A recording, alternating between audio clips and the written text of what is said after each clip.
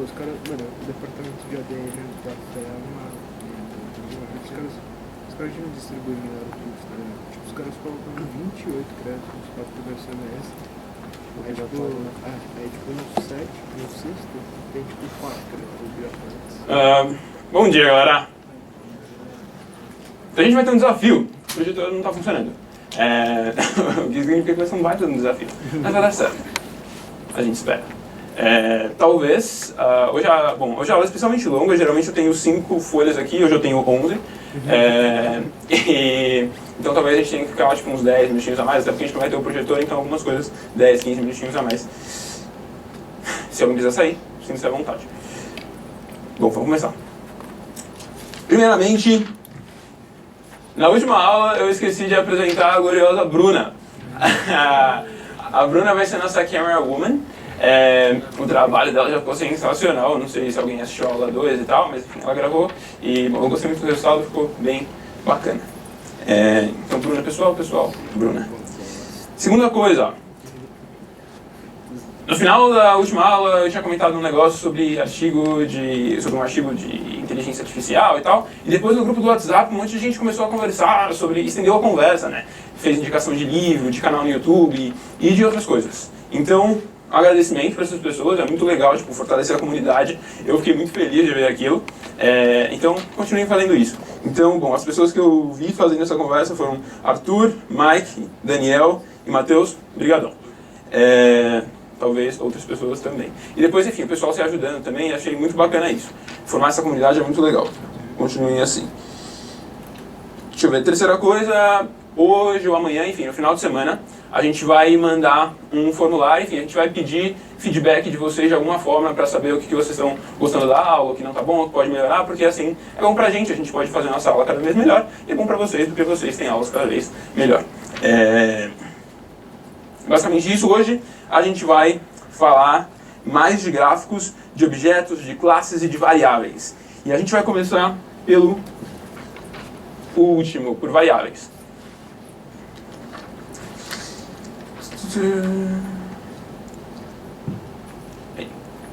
Bom,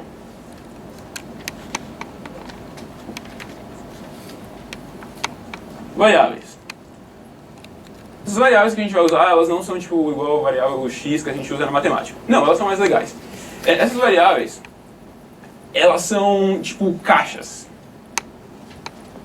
Caixas onde você pode armazenar diversas coisas. Você pode armazenar um número, você pode armazenar uma letra, você pode armazenar diversos tipos de objeto nessa caixa, nessas caixas, as variáveis. E, bom, o que a caixa armazena, o que está dentro da caixa, pode mudar. Por isso que se chama variável, porque a coisa lá dentro pode variar. Cada variável tem basicamente 3 características. Elas têm um nome, elas têm um tipo, e finalmente elas têm um valor, que é de fato a coisa que elas armazenam. Então o nome é o nome, o tipo indica o que é que a variável está armazenando. Então se é um número, se é uma letra, ou se é algum outro tipo de coisa. E o valor é aquilo que de fato está armazenado dentro da caixa. Como que a gente dá nome para a variável? Nome de variável sempre começa com letra. Então, deixa eu ver. Aqui. Começa com letra ou com um underscore, que é tipo esse travessão na parte de baixo de uma linha. O importante é saber que nunca começa com um número. A letra pode começar com letra maiúscula ou minúscula, mas nunca começa com número. É basicamente isso sobre nome de variáveis. Outras coisas também. Geralmente a gente dá um nome para... O nome que a gente vai dar para a variável é um nome que faz sentido. Então se você for criar uma variável, por exemplo, para armazenar o peso que está registrado numa balança, faz sentido você chamar essa variável de balança, o peso da balança, ou alguma coisa assim. Mas não faz muito sentido você chamar ela de A, porque A pode ser qualquer coisa. Pode ser o peso da balança, pode ser a largura dessa sala, pode ser qualquer coisa. E, geralmente a gente dá um nome que faz sentido. E tem algumas palavras que você não pode usar como Valeu, Thiagão. Caraca, simples assim, cara. Agora tá tudo certo, tipo, o projetor já vai ligar e tal? Será? Beleza. Nossa, herói, cara, eu tô tão feliz, cara. Tipo, eu segui a aula toda, ia ser muito complicado. Obrigado já o projetor. Você Pode conectar aqui? Pode. Por favor.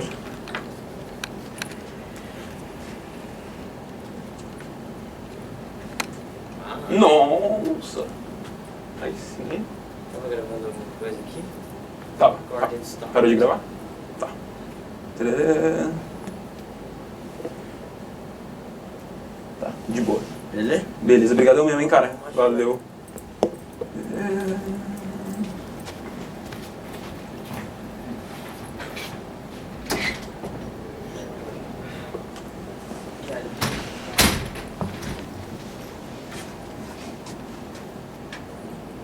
Hoje é aula 3. Isso daqui é o que a gente vai falar. Variáveis, cada variável tem seu nome, tipo e valor. E aqui estão as regras que eu estava falando sobre variáveis. Regra de nome de variável. Tem essas daqui e tem alguns nomes que você não pode dar para variável. Esses nomes são aquelas palavras de Java que já representam alguma coisa em Java. Então, tipo, public, class, run. Essas são palavras que você não vai usar como nome de variável, porque senão o Java se confunde, sabe? Tipo, o que é nome de variável e o que são esses métodos que eu já sei ler. Então, essas são as regrinhas para nome de variável. Aquelas são resumidas para quem quiser dar uma olhada nos slides depois. E depois a gente tem tipo. Então a gente já explicou o nome, agora a gente explica tipo e... Bom, tipo, como eu tinha comentado, é o que você vai armazenar dentro daquela caixinha.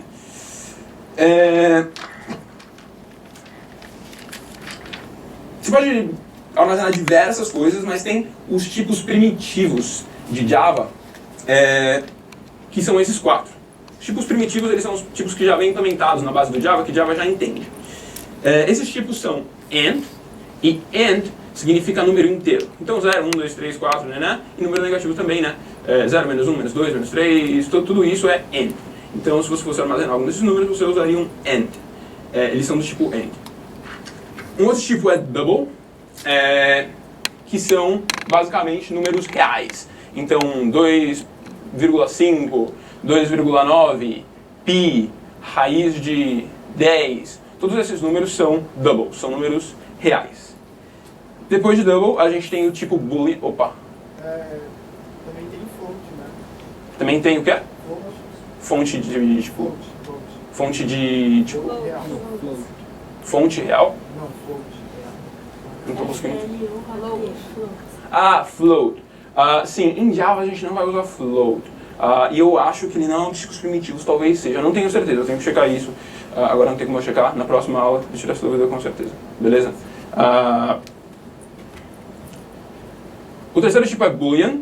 E boolean é um valor lógico. Ele pode retornar ou verdade, true, ou falso, false. Que era o que a gente usava com o Carol, certo? Tipo, front is clear, left is clear, tudo isso era boolean. Retorna ou true ou false. E a gente tem o char, que é um caractere. Então, enfim, tudo que é letra, e acento, esse tipo de coisa, tudo isso é caractere. Então esses aí são nossos 4 tipos. E geralmente quando você olha isso, dá um incômodo. A Bruna está falando para apagar a luz. Não apaga tudo, Gustavo. Não, Gustavo.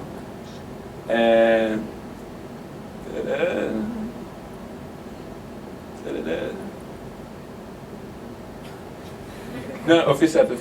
Vai dar certo. O sistema aqui é complexo.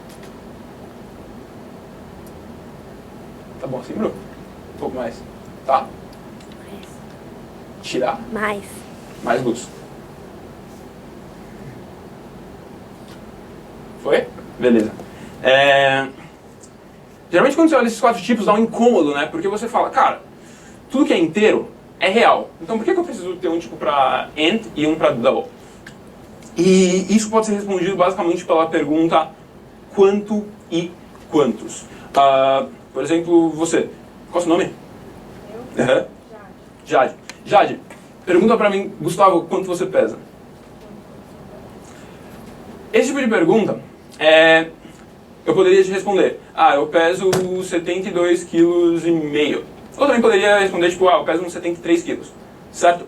Tanto um número real, tipo 72,5, quanto um inteiro, tipo 72, fazem sentido. Só que agora a pergunta, Gustavo, quantos irmãos você tem? E aí eu te respondo, eu tenho 2,5 irmãos. Não faz sentido, certo? Então, essa é uma diferenciação que justifica porque a gente tem um AND e o double. Muitas vezes a gente precisa contar coisas. E, por exemplo, se eu perguntar para vocês, que número que vem depois de 1? 2. Só que se eu perguntar que número vem depois de 1.1? Depende. Você poderia falar, é 1.100000001. E eu ia falar, não, na verdade você esqueceu vários zeros aí no meio, coloca mais alguns e depois vem conversar. Então, quando você quer contar coisas, um AND é muito útil. Então, ele responde as perguntas quantos. Mas quando você quer medir coisas, um double é muito mais apropriado. Então, é por aí que a gente justifica a diferença entre o AND e o double. E agora, como que a gente de fato explica, né, o nome e o tipo de uma variável? A gente tem sempre que declarar a variável. E o jeito que a gente declara ela, então, declarar é basicamente você falar, olha, aqui está a variável. Você declara ela.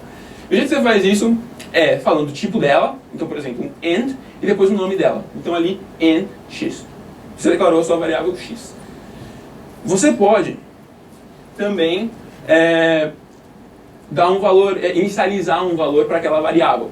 Então, você poderia, aqui tem um exemplo de double. Double y igual a 2.0. Você está dando um valor inicial para ela. Assim que você declarou, você também já deu um valor inicial para aquela variável.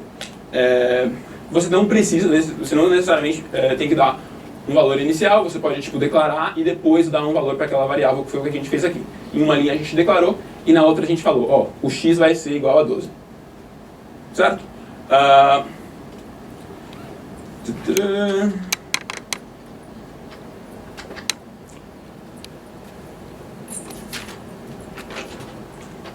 Eu acho que dá para perceber que esse igual que a gente usa, ele não tem o sentido geral que a gente usa para igual, né? Tipo, 4 igual a 4, tipo um número. Ele não representa igualdade, ele representa atribuição. Então o que você está fazendo aqui é falando, esse número 12 vai passar a ficar naquela caixinha X que eu tinha criado, certo? Ele tem o sentido de atribuição, você está atribuindo valor a uma variável.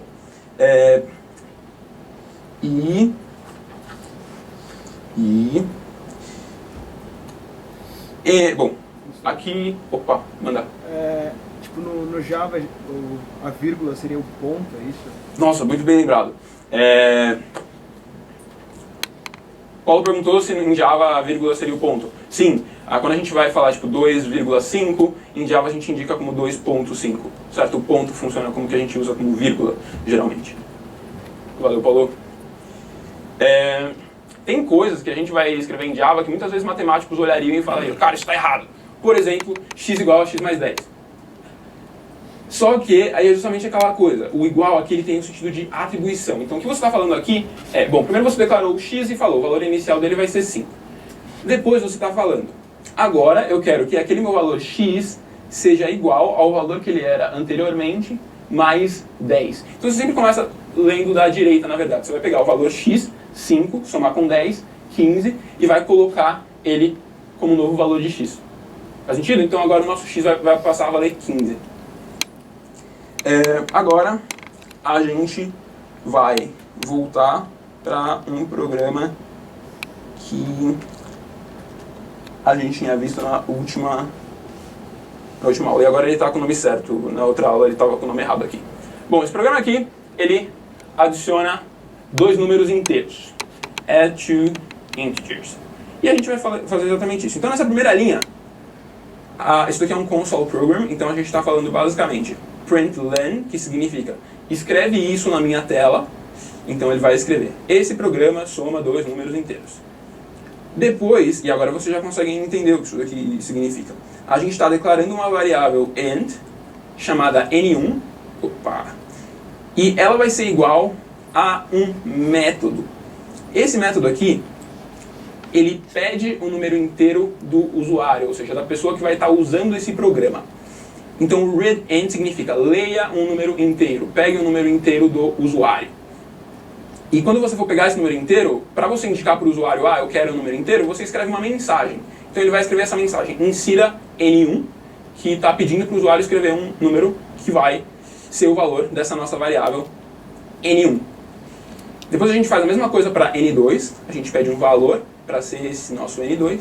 Depois a gente cria uma terceira variável chamada total, que também é um número inteiro. E esse total vai ser a soma dos valores que a gente pegou para N1 e N2. Faz sentido? A gente está adicionando os dois números. E depois a gente tem finalmente um println que vai falar o total é esse nosso número total com um ponto final no final. Eu já vou explicar essa última linha daqui a pouco. Então se a gente rodar o nosso programa... eu sei que está pequeno, mas enfim, ali em cima está escrito esse programa soma dois números inteiros e aí ele pede insira N1. E a gente vai lá e digita, sei lá, 20. Aí insira N2, eu vou colocar 5. E aí ele vai colocar no final, o total é 25. Um segundinho. Essa nossa última linha, o total é... Bom, você vê aqui um sinal de mais. Você fala, Gustavo, mas mais é para somar números. Em Java, quando ele vê que tem uma linha de texto e a gente usa um mais, ele usa esse mais para concatenar coisas. Concatenar é você colocar peças de texto juntas. Então, como aqui a gente tem uma parte que é texto, ele vai falar, então a partir de agora eu vou colocar todos esses pedacinhos de texto juntos. Então a gente vai colocar o pedaço de texto, o total é, depois a gente vai pegar aquele número inteiro que a gente tinha, converter ele para texto, ele é convertido para texto, e depois a gente coloca um ponto final, no final da frase, que é a nossa última linha ali. O total é 25. Faz sentido? Dúvidas? Manda. Você tinha uma dúvida? Você não tinha uma dúvida? Tenho. Manda. Se eu colocar 2.5 no N1 vai dar erro? A pergunta foi, se você colocar 2.5 no N1 vai dar erro? Vai dar erro, porque 2.5 é um double e a gente criou o N1 registro inteiro, certo? Muito bem colocado. Opa, manda. Eu consigo criar uma condição para verificar se ele é inteiro? Ou inteiro ou real? Na verdade, vamos fazer acontecer. Vamos ver o que acontece quando a gente coloca um 2.5. Esse método, o readInt, eu estou respondendo a sua pergunta.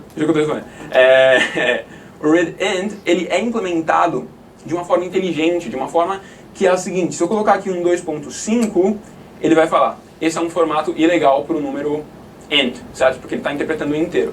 Então o readInt já faz isso para você, certo? Ele checa se o número que o cara colocou é inteiro ou não. Ele meio que tem um if que indica, se não for inteiro, coloca essa mensagem para o carinha ler.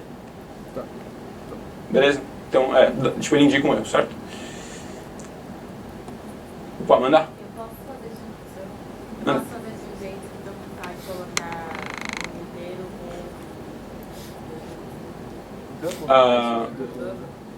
com... Sim. Aí, quando você vai representar um número, tipo, 2 como double, você colocaria como 2.0. Ele não, tipo, lê como 2, ele lê como 2.0. Então ele é interpretado como um double também. É uma coisa que eu devia ter comentado e esqueci. 2.0 é um double. Então, tem como... Na hora de escrever lá o total, tem como, mesmo que as variáveis sejam inteiras, tem como representar ela com casa decimal lá, não tem? Escrever aí, tipo, na hora de apresentar o número. Tipo, ao invés de colocar 25, colocar 25.0? Se de repente a pessoa quiser. Sim, tem. E eu vou falar disso daqui a pouco. Beleza?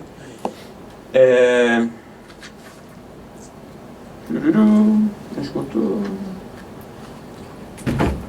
Deixa eu andando rápido nas folhas.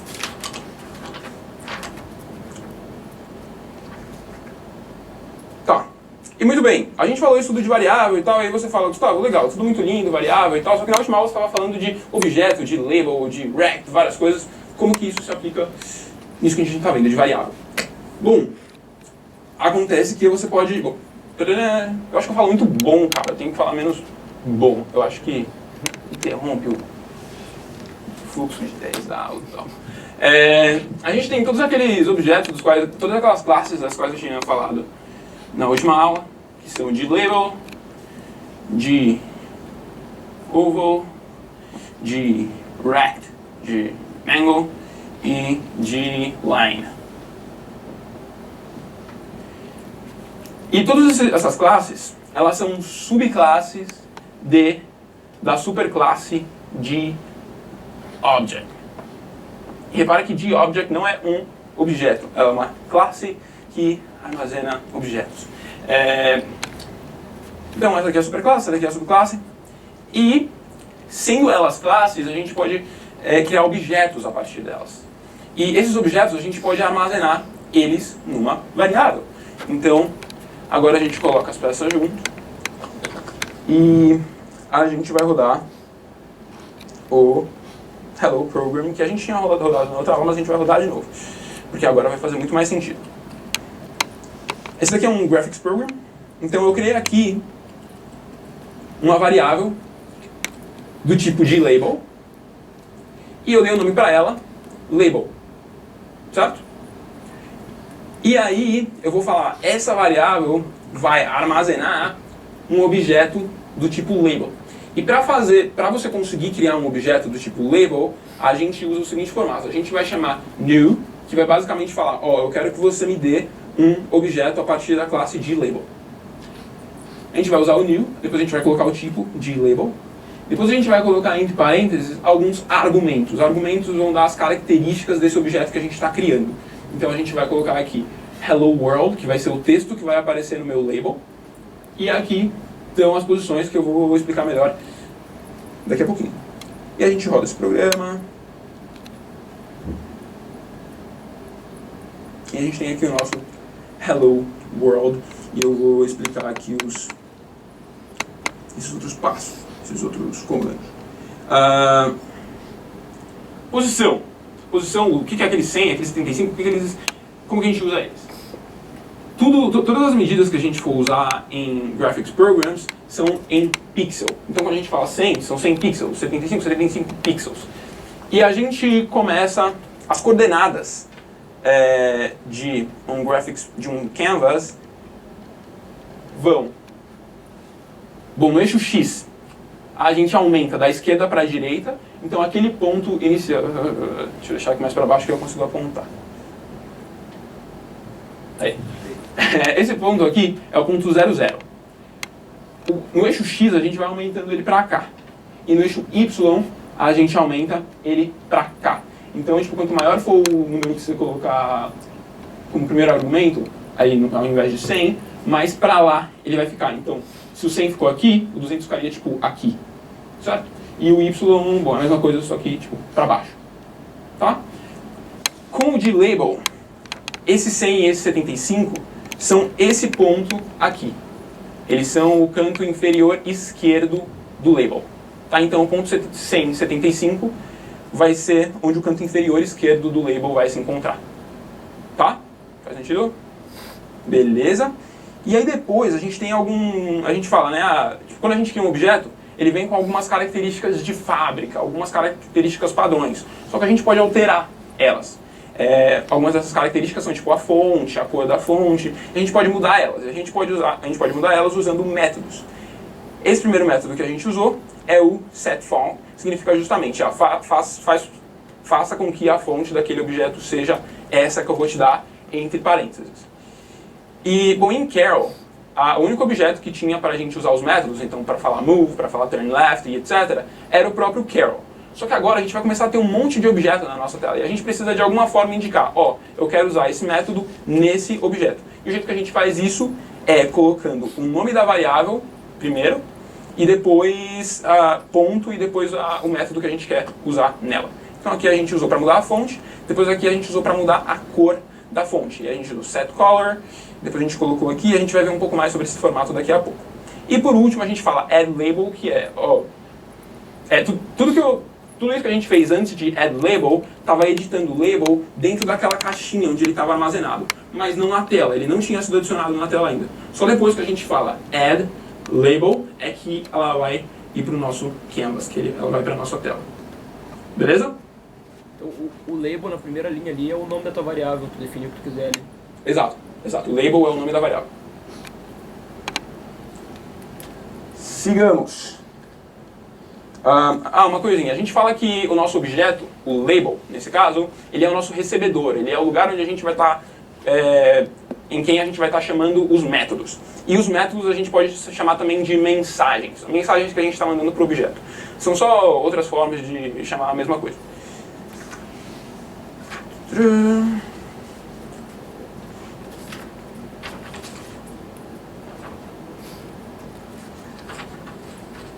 Bom, como eu comentei, G, Label e aqueles outras classes são subclasses de G-Object.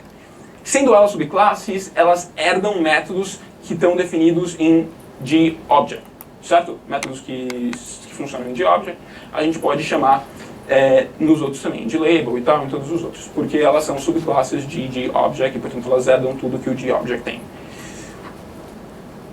E agora eu vou falar um pouco dos métodos que G-Object tem. Então, o primeiro deles é setColor. Então, você pode colocar um ponto setColor e o que você faz é mudar a cor do objeto do qual você está falando. O segundo é setLocation, e aí você vai simplesmente mudar a localização do seu objeto. Aliás, você nem precisa dar ela inicialmente. Você poderia só ter declarado G-Label com o texto que você quer que tenha no label, sem dar a localização, e depois você poderia ter colocado tipo label.setLocation e aí dar a localização para o label. É basicamente isso que setLocation faz, ele coloca nas coordenadas x, y que você dá. E o terceiro método é move. Move é diferente de setLocation porque você vai partir de uma localização inicial. Ou seja, se você tinha o seu objeto em um lugar da tela e você quer que ele se mexa um pouco mais para a direita, você vai chamar o objeto, então label.move, e colocar a distância que você quer que mexa em uma dessas partes, ou dx ou dy. Aqui no primeiro você colocaria a distância que você quer que mexa no eixo y, no eixo x, e como segundo parâmetro, a distância que você quer que o objeto se mexa no eixo y. Esses números você pode colocar tanto número positivo quanto negativo. Se você colocar negativo, significa que você quer ir no sentido contrário ao que o eixo x aumenta. Então, se você colocar menos 5 aqui, ele se mexeria menos 5 pixels para a esquerda. Beleza? Agora, métodos de label, porque como a gente falou, subclasses têm métodos adicionais ao que a superclasse dela tem. Então, métodos específicos de G-Label. O primeiro deles é a declaração, é o constructor. O que é um constructor? Constructor é meio que, distorcendo um pouco, bom, explicando de uma forma bem simples, na verdade, é meio que a fábrica daquela sua classe. E, então, quando você chama um constructor, o que você está falando é o seguinte, você está chegando na fábrica daquela classe, então na fábrica de um G-Label, por exemplo, e falando, eu quero um objeto do tipo G-Label. E aí a fábrica vai perguntar, tá, mas o que é que você quer que... Quais são as especificações? Que tipo de G-Label que você quer? E essas especificações você vai dar entre parênteses, que vai ser o texto que você quer que tenha no G-Label e a localização do G-Label. Dúvida? Anterior. Tem diferença se eu... você está falando com isso. Se ao invés de colocar o move, eu só mudar no setLocation inicial, tirar o x, que seja menos 5 no x, eu vou lá e escrevo ao invés de 195. Dá algum erro? Tem algum problema? A dúvida é se ao invés de fazer... de usar o move, se você usar o setLocation, colocando fazendo, enfim, a diferença, fazendo a diferença entre a posição inicial e o dx ou o dy, você tem problema. Não tem problema algum. É só que em alguns casos vai ser mais fácil você usar move, em outros vai ser mais fácil você usar o setLocation, aí depende da situação, mas não dá erro algum. Então esse é o nosso constructor de G-Label. A gente já viu o exemplo, né? Você coloca new, G-Label, o texto, entre aspas, depois a posição XY, depois o setFont é um método que a gente usa para especificar a fonte do label. E o formato do que a gente vai colocar aqui dentro do parênteses é o seguinte, vai ser um negócio entre aspas. A primeira coisa que a gente colocar vai ser a família daquela fonte, então Arial, o sans serif, enfim, o tipo, a família da fonte. Depois a gente vai colocar o estilo, então o estilo pode ser em negrito, pode ser em itálico, esse tipo de coisa. Aqui, por exemplo, e aí no caso é a tradução dessas palavras. Então negrito, por exemplo, é bold. Então você coloca bold, tudo em letra maiúscula, e assim você faz com que aquele texto esteja em negrito. E depois, por último, o tamanho da fonte. É basicamente assim que você escolhe a fonte. Pô, mandar. Pode voltar. O set location significa que quando aparecer a tela, o objeto vai estar naquela exata posição. Aham. E o move significa que ele vai andar. Você não vai ver ele andando, mas sim, ele vai se mover. Então, se por exemplo, você tinha colocado o objeto numa posição e alguns passos depois você colocou move aquele objeto, né, aí ele vai aparecer na outra posição. Essa é a diferença. Então, o set location e o move. Sim, o move ele parte de uma posição inicial que você tinha e desloca o objeto a partir dela. O set location não depende de uma posição inicial, certo? Então aqui, método de label, e agora a gente entra no direct, e no de-oval, e no de-line. Constructor de direct, de um retângulo. É muito parecido com o de-label, a gente começa com o new, a gente sempre vai chamar o new para criar esse novo objeto. New, direct. Depois, como parâmetros, a gente vai passar primeiro a localização, XY. Depois a gente vai passar a largura do objeto, width. E depois a gente vai passar a altura dele. Certo? Então é assim que a gente constrói um retângulo. Repara que se você colocar o mesmo valor para a largura e a altura, o que vai acontecer é que você vai fazer um quadrado. Como de oval. De oval vai ser, o constructor na verdade é exatamente igual ao direct. Só que você vai falar, cara, como assim tem uma largura e uma altura para um oval? E o que acontece é que você imagina um retângulo. Será que eu vou conseguir fazer? E que você estaria colocando um oval que é tangente às bordas. Vamos fingir que isso daqui parece um oval. Mas ele é tangente ao retângulo que você formaria com aquela largura e aquela altura. Faz sentido? Sim? Beleza. Esse daí é o constructor para D-oval. E por último, o constructor para D-line. O constructor para D-line é um ponto x0, um ponto y0, depois um ponto x1 e um ponto y1. E o que a gente vai fazer é criar um objeto que liga todos esses pontos. Então você vai pegar um primeiro ponto, x0, y0, vai pegar um outro ponto, x1, y1, e fazer uma linha que conecta esses dois pontos. Isso é o que o D-line faz. E agora a gente vai colocar todas essas coisas juntas. Na verdade ainda não, quase. Aqui tem esses métodos que funcionam tanto para direct como para d-oval. O primeiro desses métodos é setFill. SetFill a gente vai falar se a gente quer que aquele objeto que a gente criou ele esteja preenchido, tipo, por dentro, né, ou não. E aí no parâmetro, no lugar do fill, você vai colocar ou true ou false. Se você colocar true, o objeto vai ter preenchimento. Se você colocar false, ele não vai ter preenchimento. E se não colocar nada? Se você não colocar nada, bom, aí não faz sentido você ter chamado setFill, aí tipo, não vai acontecer nada. Sim, por padrão ele então é assim. Se você só criar, ele não vai estar preenchido. Se você só criar um objeto direct e d-oval, ele não vai ter preenchimento como padrão. Ó, mandar. No slide anterior, no setRect e no setOval, no setRect o XY é o canto inferior esquerdo também? A pergunta foi o que é esse XY, como funciona? É no meio?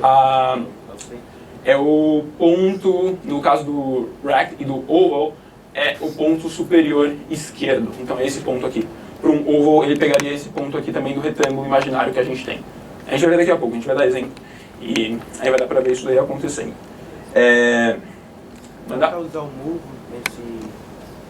no caso no d-oval e no d-rect? A pergunta foi se dá para usar o move no oval e no rect. Sim, porque eles são subclasses de object, certo? E aqueles métodos são para object, então a gente consegue chamar neles. Então a gente estava ali no setFill, então a gente coloca true ou false para preencher ou não. setFill color é para falar que cor que você quer que o objeto seja preenchido. Depois a gente tem o getWidth e o getHeight. E bom, aí você consegue, se por alguma razão você quiser descobrir no meio do seu programa a largura e a altura do seu retângulo, você chamaria tipo o nome do objeto, ponto, getWidth ou getHeight, e aí você retornaria isso daí. Se você não definisse em que objeto que você quer chamar o getWidth e o getHeight, o que o programa vai fazer é chamar aqueles métodos na classe onde você está programando, que no caso é um graphics program, uma extensão de um graphics program. Então ele te daria a largura e a altura da janela em que você está trabalhando. Esse tipo de coisa é muito útil quando, por exemplo, você quer por alguma razão achar o centro da tela. Aí você precisaria saber a largura, a altura, dividir por 2 e tal. Enfim, a gente vai ver exemplos disso, mas só para dar um brief, uma introdução de por que você usaria esse getWidth e getHeight para achar a largura e a altura da janela. Dúvida? Dá para mudar o tamanho do objeto no meio do programa? A pergunta foi se dá para mudar o tamanho do objeto, tipo o width e o height, certo? Não que eu lembre. Eu sei que, enfim, todos os programas que a gente vai fazer, a gente nunca vai tipo, mudar o tamanho de um objeto, pelo menos não que eu lembre. E eu não lembro desse método existir. Talvez exista na biblioteca, da ACM e tal, a gente pode dar uma olhada depois. Então, minha resposta é não tenho certeza, mas acho que não. Mas daí não é só tu redefinir o objeto lá em cima do programa? Desculpa? Não é só tu redefinir o objeto lá em cima do programa, porque tu vai ter lá o retângulo e coordenadas e uma largura e uma altura, né? Se eu voltar nessa linha em cima e mudar ele... Ah, sim, só que aí você, tipo... Só que você não consegue, tipo, ter declarado isso e depois em uma outra linha mudar. Certo? Você pode ir lá e tipo, mudar. Sim, isso com certeza. Você pode ir lá naquela linha e mudar os números que você colocou. Mas numa linha depois, eu não tenho certeza se dá pra mudar.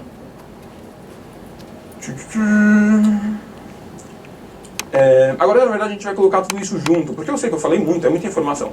E agora a gente vai ver isso tudo acontecendo na prática, porque aí dá pra entender o que a gente está falando. A gente tem um programinha aqui chamado FunGraphics. A gente roda ele e aparece tudo aqui. Quando a gente desenha um monte de coisa aleatória, a gente vai explicar de onde vieram essas coisas aleatórias. A gente primeiramente criou o nosso querido glabel com Hello World, que vocês já viram várias vezes, então, bom, aqui está ele novamente. Depois a gente criou um grect, e aqui a gente declarou, né, grect com o nome rect1, e aí a gente chamou o constructor dele, que é o new grect, aqui está a posição 10, 10, e aqui está a largura e a altura, 50, 50. Então esse daqui é esse nosso retângulo, certo? Ele está aqui na posição 10, 10, é esse ponto superior esquerdo dele, está na posição 10, 10, e aí ele tem 50 de largura, 50 de altura. E depois a gente adicionou ele à tela, então a gente fala add rect1 para que ele apareça ali no nosso canvas, na nossa tela. Depois a gente criou um segundo retângulo, então um grect, rect2, a gente chamou de novo o constructor, colocou aqui os parâmetros. Depois a gente falou rect2, eu quero que você fique preenchido, então a gente falou setFill true, e depois a gente falou, eu quero que a cor desse meu grect seja vermelho, então a gente falou rect2.setColor, que é um dos métodos de gObject, eu quero que você seja vermelho, então a gente vai lá e chama vermelho, e é esse retângulo que está aqui atrás do círculo. Depois a gente criou um goval, e eu não sei, bom, não, na verdade vai lá, goval, então a gente criou aqui, a gente declarou a variável goval, com o nome oval, usou um constructor de goval com as características aqui, as características, os parâmetros.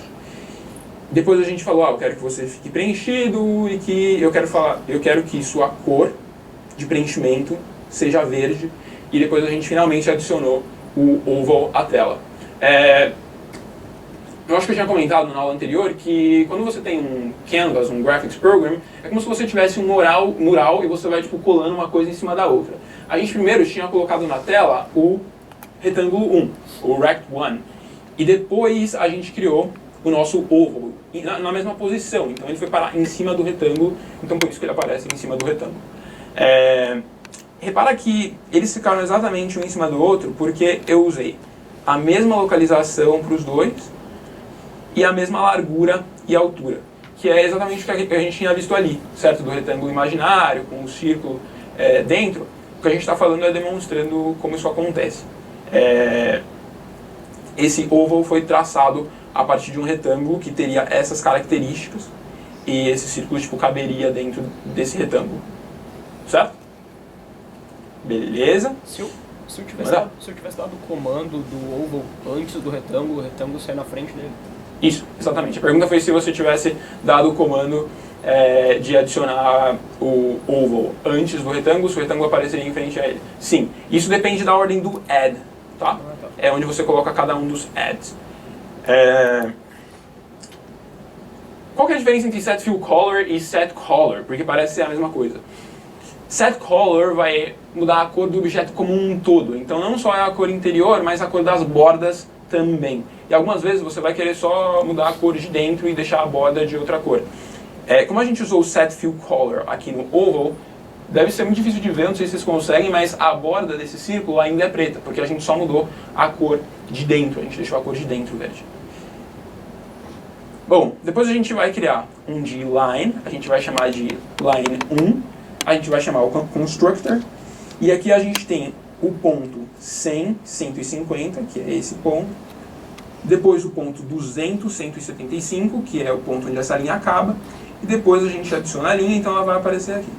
Depois a gente criou uma segunda linha, e essa linha era para ir do ponto 00 até o ponto 100, 100, só que essa linha não está aqui. Por quê? Falta o add, exatamente. Então se a gente colocar aqui um add, linha 2, fechar aqui e rodar de novo, aí sim, nossa linha 2 vai aparecer. Esse é um erro que provavelmente muitos, se não todos, vão cometer. Tipo, você vai fazer um monte de coisa bonitinha e vai falar, nossa, vai ficar muito legal, e aí você vai rodar e não vai aparecer o que você criou. E você vai falar, onde que tá? E aí provavelmente porque você esqueceu o add. Lembrem-se disso, tipo, vai facilitar muito na hora de vocês encontrarem o erro. Acho que algumas pessoas tinham dúvidas. Ou uma pessoa. Não? Eu achei que eu tinha visto. Não dá. Dá pra fazer sem Se dá pra fazer sem o... por exemplo, de oval ou direct. Você pode fazer sem isso? Você pode fazer sem o contorno. Sem o contorno? Por exemplo, o que tá em preto ali, dá pra fazer só o preenchimento. O contorno ele vai acabar aparecendo por pré-definição, uma das características padrões do objeto. Então, se você quiser que o objeto todo seja verde, aí vale a pena você só falar tipo set color. Sabe? Se você falar set color, vai acontecer a mesma coisa que aconteceu com o retângulo, que é tanto a borda quanto o interior vai ficar da mesma cor. E outra coisa, essas fontes e essas cores, ele puxa do computador ou Eu vou falar disso daqui a pouco, é de uma biblioteca que a gente importa, que entende cores, que interpreta cores. Se eu, por exemplo, colocar ali por exemplo, lá o da velha, 333, 333. Não vai rodar. Não vai rodar se você colocar ali. A gente vai ver daqui a pouco quais cores que esse programa entende. Bom, então esse foi um pouco de Fun Graphics. Mais dúvidas sobre o que estava acontecendo aqui? Beleza. Olha só, na verdade eu vou falar disso agora. Sobre colors. Todos esses nomes aqui, eles estão definidos no pacote java.awt, que é mais uma biblioteca, é mais uma daquelas coisas que você importa. Então você dá uma olhada aqui, você aperta aqui nesse mais e aí vai aparecer todas as bibliotecas que a gente está importando. Repara que aqui a gente está importando java.awt.estrelinha. Essa estrelinha só significa importa tudo o que está aqui dentro. Então, bom, as cores estão nessa biblioteca. E aqui estão as cores que você pode usar. Isso daí fica de referência para vocês olharem nos slides depois. Mas você meio que se limita basicamente a essas cores aqui. Você pode importar outros tipos de biblioteca? Sim, eu imagino que sim. Eu vou ser muito sincero e dizer que eu não sei como. Porque você teria que colocar essa biblioteca dentro do que você já tem no Eclipse, depois importar ela. Posso ver para você durante o final de semana. Mas, boa pergunta. Metade das folhas foram, hein? Agora a gente vai falar de expressões aritméticas.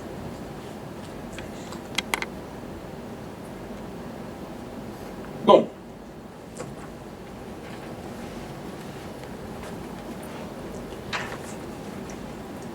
você pode falar que uma variável assume um certo valor de diferentes formas. Você pode falar, por exemplo, int total, Você pode falar que ele é igual a uma soma de valores, por exemplo. Então você poderia falar 2 mais 3, certo? Você está usando valores aqui. Você pode falar que ele é uma soma de outras variáveis, que é o caso que a gente tem ali, certo? O total é N1 mais o N2. Então ele é soma de duas outras variáveis. Você pode ainda falar que uma variável é igual a um método, que é o que a gente fazia com o readEnd e o readDouble, certo? A variável assumia o valor de um método, que é o readEnd ou o readDouble. Aliás, eu acho que eu não falei de readDouble. Muito importante que vocês tenham isso muito claro agora, vocês vão acabar precisando depois. readEnd com algum texto no meio vai ser usado para que o usuário input, ou seja, para que ele digite algum número inteiro. E em paralelo a isso a gente tem o readDouble, que lógico vai pedir um double do usuário. Você pode ter diversas expressões. Você pode usar... Bom, a gente tem todas as expressões na verdade.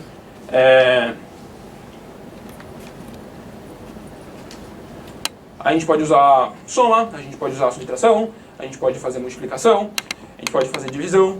E essa última operação é resto, é você calcular o resto de uma operação. Não sei quando você estava na escola, você ia lá e fazia, por exemplo, 5 dividido por 2. Aí dava 2 e sobrava 1. Aquela última operação, o porcento, vai te retornar exatamente esse 1. Se você colocar 5%, 2, o resultado disso daqui vai ser 1. Beleza? Você pode usar tanto o AND como o double para qualquer uma das 4 primeiras expressões. Não faz sentido você usar o double para a última, porque se você está usando números reais, não faz sentido você ter resto numa divisão. Então é só o número inteiro que vai usar aquela última operação de resto.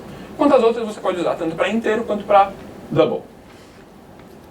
Entretanto, tem um pequeno detalhe na divisão. Quando você vai fazer divisão com inteiros, ela acontece de um jeito diferente de divisão com...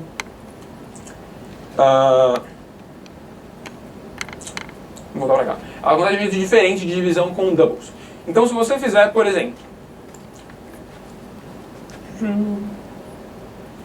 Se você fizer 5 dividido por 2, repara que esse 5 é um inteiro, o 2 é um inteiro, ele vai te retornar 2.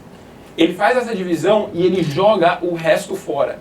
Ele só pega esse valor aqui. Então isso que uma divisão de inteiros faz. Se você fizesse essa divisão com doubles, então se pelo menos um desses números fosse double, a operação ia ser feita como se fosse com números reais. Então, por exemplo, se você tivesse 5.0 e com esse ponto você indica isso daqui é um double. Se você fizesse 5.2 dividido por 2, e esse 2 pode permanecer como inteiro, você pode colocar 2.0, ele vai fazer a leitura como número real. Então a resposta disso daqui seria, aí sim, 2,5. Beleza? Então tem uma diferença de divisão de números inteiros e de divisão de números reais, e a gente vai falar um pouco mais disso daqui a pouco. Você tinha uma dúvida? Não, só para se você com barra dava divisão inteira. Se com barra dava divisão inteira. Não entendi. Assim, com Python, se você usa só a barra, ele dá tipo 2.5, mas se você a barra, teria 2. Tá. Vai perguntar se era isso, mas você já respondeu. Beleza. As ordens das operações, quando você estiver fazendo operações aritméticas, elas acontecem, a ordem é a mesma da matemática. Então, a primeira operação que vai ser feita vai ser o que está entre parênteses. Depois a gente vai fazer multiplicação, divisão e resto, com a mesma ordem de prioridade. E aí, enfim, se tiver várias operações dessas, a gente vai seguir a ordem da esquerda para a direita. E aí, a operação com menor prioridade é soma e subtração. Agora a gente dá um exemplo. Exemplo.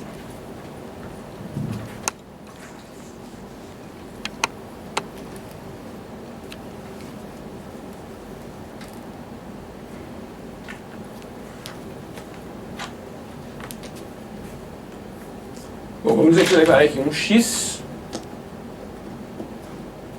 E aí você fala que esse x vai ser 1 mais 3 vezes 5 dividido por 2.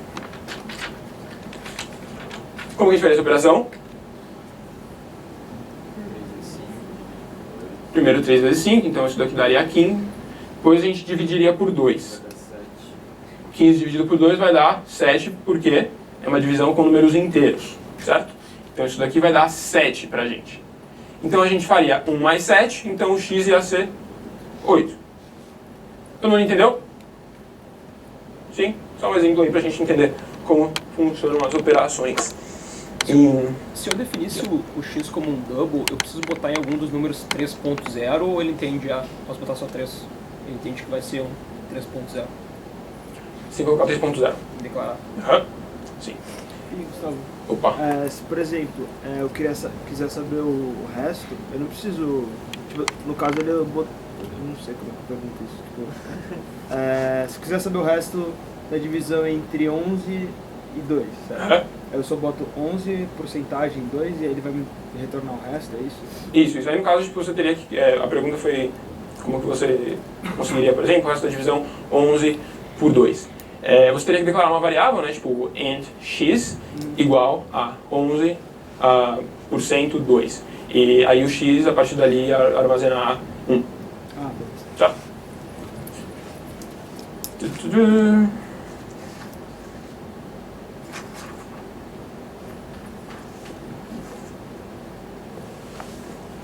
Eita, perdi minha próxima folha. Tem um negócio que a gente chama de casting. Casting, achei a folha. Casting é o seguinte. Bom, na verdade eu já falei um pouco de casting agora há pouco. Tinha ali aquele exemplo que eu tinha dado, né? Tipo, eu quero o resto exato, o valor exato da divisão 5 por 2. E o jeito de você fazer isso é indicar que um daqueles números é um double, é um real. Então você pode fazer 5 dividido por 2.0 ou 5.0 dividido por 2, aí você vai ter um valor em double. Um outro jeito de você fazer isso... Melhor escrever na outra. Um outro jeito de você fazer isso é você falar para o Java, cara, eu quero que você interprete aquele valor como se fosse double, mesmo que ele não seja. Então, por exemplo, eu vou criar um int x de novo aqui, que eu vou chamar de 5. E aí eu vou falar, olha, eu vou ter um double y que vai ser x dividido por 2. Só que a gente já viu, né, esse x é inteiro, e se ele for realizar essa divisão como número inteiro, não vai dar o resultado que a gente quer. Uma das possibilidades que você pode fazer para resolver isso é, no lugar de 2, pôr 2.0, e aí ele vai identificar aquilo como double, ou você fala, cara, eu quero que você interprete o x como double. E o jeito que você faz isso é você colocar entre parênteses, antes do x, double. Ele não vai alterar o x vai continuar sendo inteiro, mas Java vai interpretar ele como se fosse um número inteiro. Então, bom, isso é o que a gente chama de casting. Além disso, um outro exemplo também de casting. Se você, bom, aqui, desconsidera tudo que a gente já fez aqui. Se eu criasse um double y que vai ser igual a 1.9, e depois eu falasse, cara, eu quero criar um int z a partir desse y aqui. Só que eu não posso simplesmente falar y, porque o y é um double. Então eu tenho que indicar aqui. Interpreta ele como um int. O valor que z assumiria não seria 2. Tipo, ia arredondar porque... Não. Ele vai simplesmente desconsiderar tudo que vem depois do ponto. Tudo que vem depois a partir da casa decimal. Então o z seria 1. Beleza? Mesmo que fosse 1.9? Desculpa, qual que era a dúvida? Mesmo que fosse 1.9? Mesmo que fosse 1.999, ainda ia arredondar para 1. E aí, enfim, ele simplesmente desconsidera tudo que vem depois do ponto. Então, tá aí um pouco de casting. E agora a gente vai ver um outro programa, um console program. Eita, são 10 e 10 já. esse programa. Esse programa tira a média de dois números. Então eu vou criar um número N1, que a gente vai ler, o usuário vai imputar esse número, depois um N2, e a gente vai querer a média daqueles dois números. Então a gente criou um double, porque média pode acabar sendo um número quebrado, certo? Pode não ser um número inteiro. E aqui eu acabei consertando. Na verdade era para ele estar desse jeito aqui. Alguém consegue explicar por que isso daqui não vai pegar o resultado que a gente quer que ele pegue?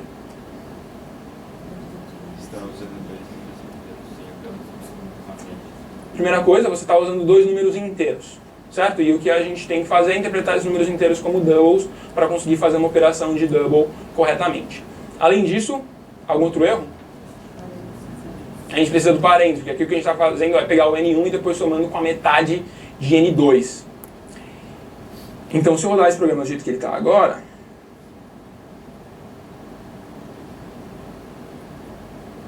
aí ele está falando, esse programa tira a média de dois números, e aí eu vou colocar 3, aí eu vou colocar 6, e ele vai me retornar 6, o que significa que está muito errado.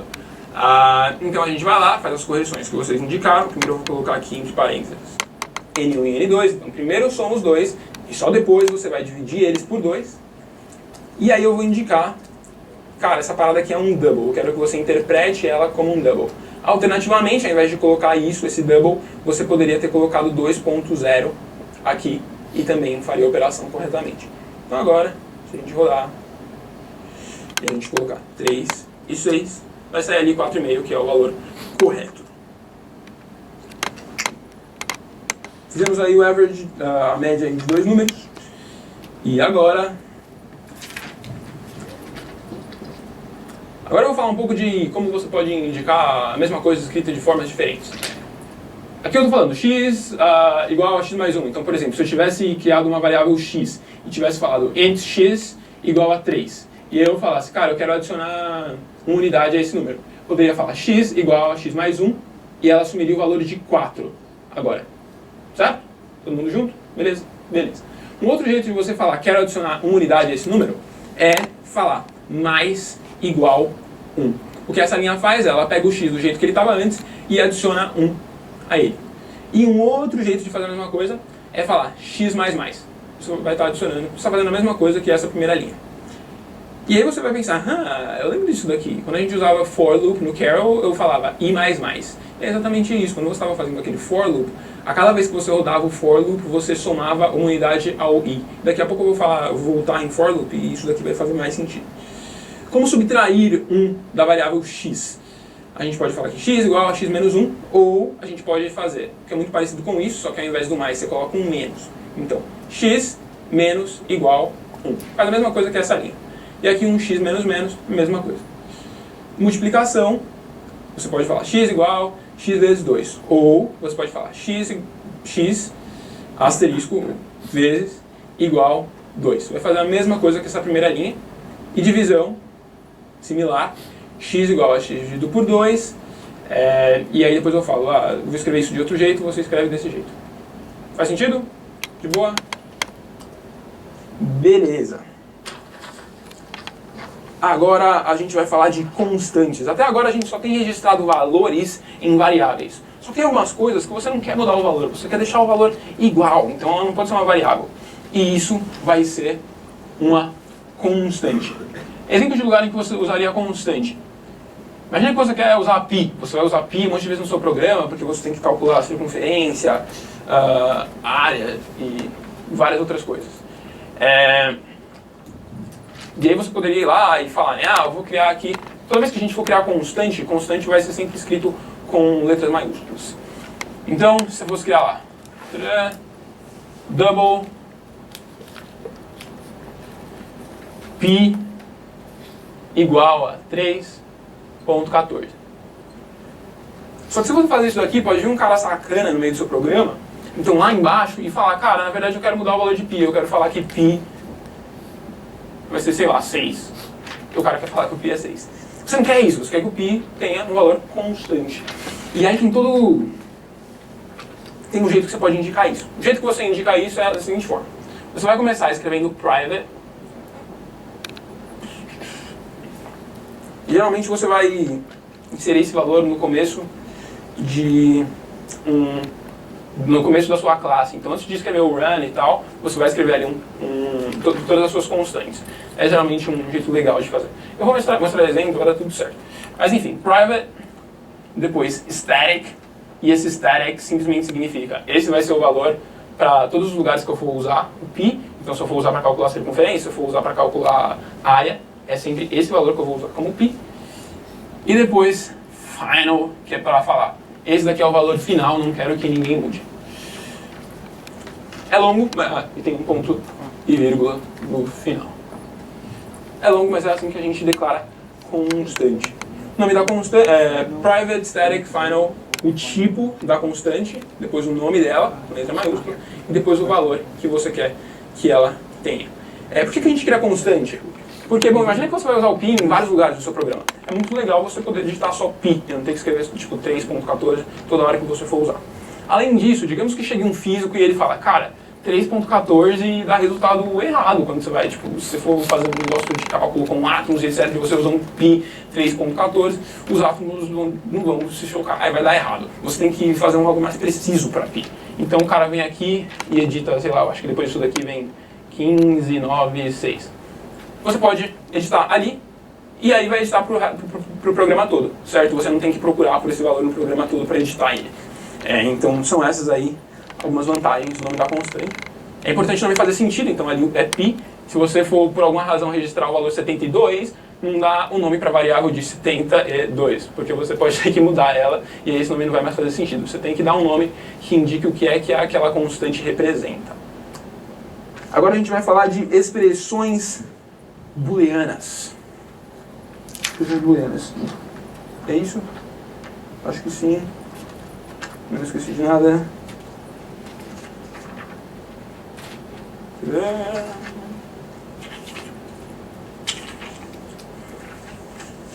Não esqueci de nada. Isso aí, expressões booleanas. Bom, como a gente tinha comentado, um boolean, ele sempre vai ter ou um valor, ou vai ser true ou vai ser false, ou vai ser verdade ou vai ser mentira. E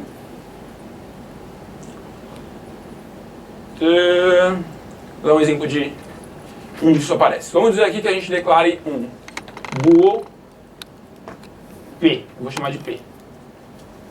E vamos dizer que esse bool aqui vai ser 3 maior que 5. E você fala, não, Gustavo, mas 3 não é maior que 5. Exatamente, não é. Então isso daqui vai ser falso. Isso daqui vai armazenar no P false. O P a partir de agora vai assumir o valor false. Beleza? É assim que a gente vai usar bools. E aqui estão alguns operadores lógicos. Esse igual significa o igual como a gente está acostumado a usar ele. Então está comparando os dois lados para ver se eles valem a mesma coisa. Então, por exemplo, se eu tivesse criado um int x e falasse que ele é 4, depois em algum lugar no meu programa eu usasse, sei lá, um if e colocasse x igual a 4. Esse negócio aqui, ele ia retornar a verdade, ele ia retornar true. Porque isso daqui é um boolean, isso daqui é uma expressão booleana. Aliás, eu poderia... Erro meu. Isso aqui tá certo, mas um jeito melhor para indicar isso daqui. Eu poderia criar um bool, sei lá, que vai ser x igual a 4. Como o x é igual a 4, isso daqui vai retornar a verdade e o que vai armazenar true. Beleza? Se o x não fosse 4, seria false. E é basicamente isso. Aqui tem alguns outros operadores. O segundo significa não é igual a. É ponto de exclamação igual é o oposto de cima. Então você está checando se uma coisa não é igual a outra. Se eles não forem iguais, vai retornar a verdade. Se eles forem iguais, vai retornar false. Esse símbolo aqui significa é maior que, como eu tinha usado ali naquele exemplo. O outro é menor que. Esse daqui é maior ou igual. E o outro é menor ou igual a. A ordem que você usa, tá? Isso daqui é o igual importa. O igual é o que vem em segundo. Agora, operando com operadores booleanos. Tá escrito booleanas, mas era para ser booleanos. Primeiramente, aquele ponto de exclamação, ele significa basicamente não. Ele significa não. Se P... Se eu falar... Se eu escutar ali... Se eu falar P... Bom, vamos... Enfim, eu declarei aqui um P e eu falei. Ele é verdade. Ponto de exclamação. P vai falar não verdade. Então vai ser false. Faz sentido? Então você usa o ponto de exclamação para pegar meio que o oposto do que você tem agora. Tá? Beleza? Então esse ponto de exclamação significa não. Aquele símbolo n%, esses dois es aí, eles têm o sentido, eles significam e. Eles significam e. Então você vai estar sempre comparando dois valores boolean, do tipo boolean, e se os dois forem verdade, P e E, que, ou seja, P e Q, se os dois forem verdade, o resultado dessa expressão aqui é verdade. Se um e outro for verdade, o resultado disso é verdade. Se um deles for falso, ou os dois forem falsos, o resultado dessa expressão P e Q retorna falso. Tá? Eu sei que é meio difícil de entender essa ideia abstrata, depois a gente vai colocar em exemplos e vai fazer sentido. Mas é só para dar uma introdução agora. Esses operadores aqui, essas duas barras verticais, que talvez vocês nunca tenham usado no teclado de vocês, mas provavelmente agora vão usar, significa ou. Operador ou. Então se você tiver dois booleans, o P e o Q, se um deles for verdade, o resultado dessa operação toda aqui é verdade. Se os dois forem falsos, o resultado é falso. Se um for verdade, se os dois forem verdade, então se os dois forem verdade, retorna verdade. Se um for verdade e o outro for mentira, retorna verdade. E se os dois forem falsos, aí sim é o único caso em que retorna falso. Exemplo. Digamos que você quer checar se a variável x, que a gente declarou em algum outro lugar no programa, se a variável x não é nem igual a 1, nem igual a 2. Se ela não for igual a 1, nem a 2, você quer que isso retorne verdade. Se ela for igual a um deles, você quer que retorne falso. Isso aqui parece que faz sentido, né? Se for diferente de 1, ou se for diferente de 2, eu quero que você seja verdade. Só que na verdade isso daqui está errado. Porque ele sempre vai retornar a verdade. Por que ele vai sempre retornar a verdade? Digamos que o x seja igual a 2. Seja igual a 2. Nessa parte, ele vai avaliar como verdade. Porque o x é diferente de 1. Nessa parte, então ele vai... E depois, essa segunda parte, ele vai avaliar como falso, porque o x não é diferente de 2, ele é igual a 2. Só que como isso daqui é um ou, porque essa parte é verdade, o resultado disso tudo vai ser verdade. Tá? Beleza? Estou vendo algumas cabeças acenando, isso é muito bom. Porque eu acho isso muito confuso, então que bom que vocês estão entendendo. O jeito certo de você escrever isso seria e. Então você quer que ele seja diferente de 1 e que seja diferente de 2. Somente se essas duas condições forem atendidas, ele vai retornar a verdade. Certo? Beleza. Isso daqui é a avaliação de circuito curto. Vou explicar muito brevemente. Uma expressão booleana, a gente vai sair dela, a gente vai acabar de avaliar ela, assim que a gente descobrir qual a resposta que ela vai dar. O que isso significa? Aqui a gente tem um boolean chamado P, e ele vai ser igual a 5 maior que 3, ou essa avaliação aqui, 4 menor ou igual a 2. Quando a gente olha para esse valor aqui, 5 maior que 3, ele é verdade. Ele é verdade. E depois a gente tem uma expressão do tipo ou. Para um ou ser verdade, só um deles ser verdade basta, certo? Então ele vai chegar ao primeiro A é verdade, não preciso nem olhar o resto, porque vai ser verdade. Já posso falar que o P é verdade. Esse é um tipo de situação em que ele acaba não sendo muito importante. Mas, um tipo de situação em que faz muito sentido você usar isso, é esse daqui. E além disso, o E, um tipo de expressão E, se na primeira parte ele checar que ela é falsa, ele não vai nem analisar a segunda, porque as duas têm que ser verdade para ele ser verdade. Então ele vai falar, se a primeira é falsa, o meu P já vai ser falso. Certo?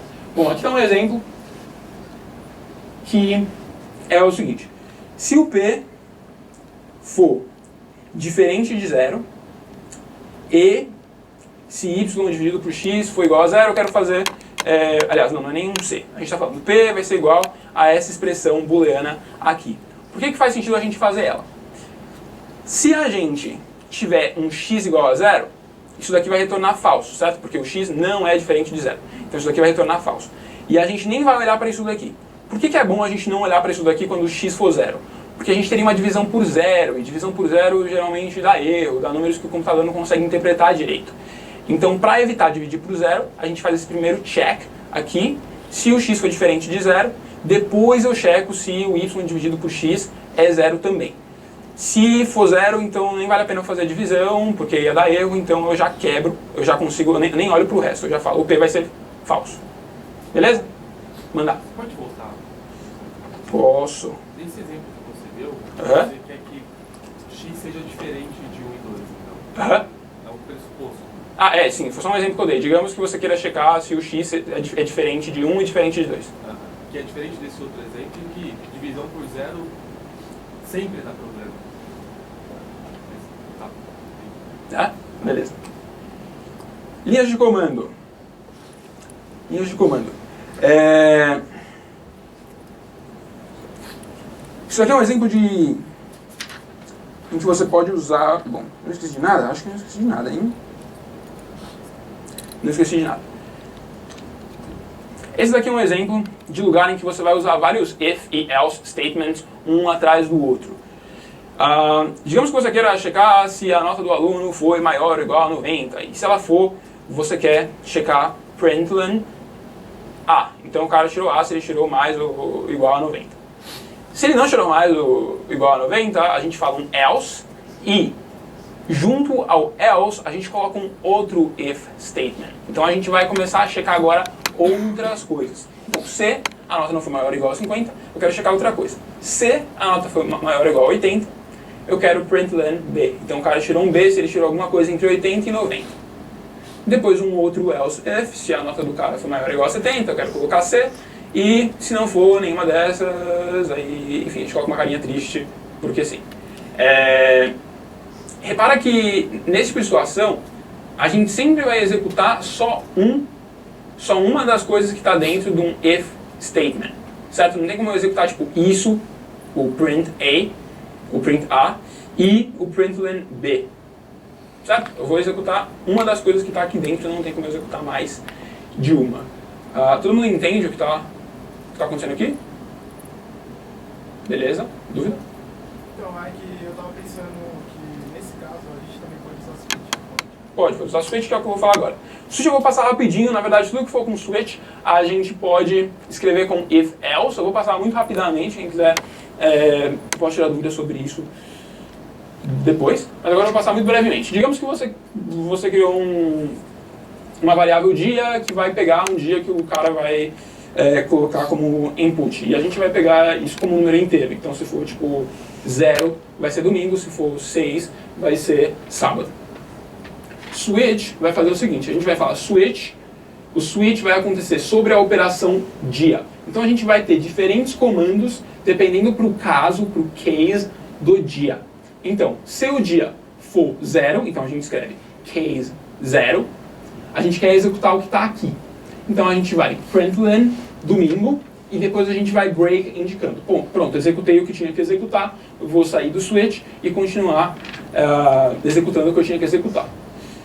Se não for 0, eu vou checar se ele é 6. Se ele for 6, eu vou println sábado, vou break, sair disso daqui do switch. E a gente tem um default que é executado quando nenhum dos casos acontece. Então, se não for nem 0 nem 6, eu vou executar o que está aqui. Eu vou falar, é dia de semana. For loop. O for loop tem essa estrutura que a gente já vinha utilizando, que é, primeiro, a gente inicializa uma variável. O que a gente fazia, o int i igual a 0, a gente estava iniciando uma variável, certo? Que hoje a gente entendeu o que é inicializar uma variável. Depois a gente coloca uma condição, depois a gente coloca um passo a passo que vai ser o que vai acontecer a cada vez que o for loop for realizado. Isso na prática. Digamos que você tenha aqui um for loop, e aí você coloque int i igual a 0, então a gente está inicializando o i. Depois a gente está falando, enquanto o i for menor que 3, ou seja, toda vez que a gente for executar o for loop, a gente vai verificar se essa condição aqui é verdade. E a cada vez que eu terminar de executar, uma vez o que está dentro do for loop, eu vou fazer o que está indicado nessa terceira parte, ou seja, eu vou acrescentar uma unidade ao i. O que esse programa, e depois, dentro desse for loop, eu tenho um println i, ou seja, eu quero colocar na tela o número que o i é. Esse tipo de programa, esse programa aqui, executaria isso daqui. Ele ia colocar primeiro o número 0, que é o primeiro i. Depois que eu acabei de executar isso daqui, a gente adicionaria uma unidade ao i, que é o que essa terceira parte faz. Então o i agora seria 1.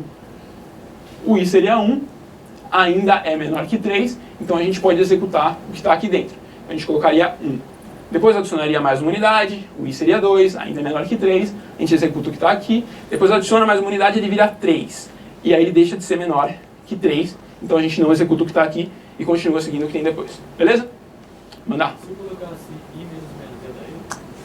Próximo exemplo, porque na verdade é parecido. Não, deixa eu ver. Se eu colocar assim menos, o cara ia ir do 0 para menos 1. Certo? E aí ele ia executar esse loop infinitamente. Eu acho que seu programa simplesmente executaria e ia começar a travar algumas coisas, mas o Java não falaria, você tem um loop infinito. Você ia descobrir isso quando você rodar. E aí ia acabar tendo problema. Certo? Aqui a gente tem um outro exemplo de for loop, a gente pode montar ele de diversas formas. Aqui a gente inicializou i ao valor 6. A gente quer que o for loop seja executado enquanto o i for maior que 6. E a gente quer tirar 2 unidades a cada vez que a gente executar o que está dentro do for loop. Então, aqui a gente primeiro colocaria na tela o valor 6, depois subtraria 2, ia print 4, depois subtrairia 2, e aí, enfim, de 4 menos 2, 2, e aí ia print o valor 2. Depois a gente ia chegar em 0, e aí 0 não é maior que 0, então a gente não executaria mais o que está dentro do for loop. Todo mundo junto? Dúvidas? Beleza? Aqui a gente tem o while loop. While loop, de novo, a gente coloca uma condição ali dentro dos parênteses, depois a gente coloca as instruções que a gente quer que o programa execute. Aqui é um exemplo. Todo mundo entende conceitualmente o que o while loop faz?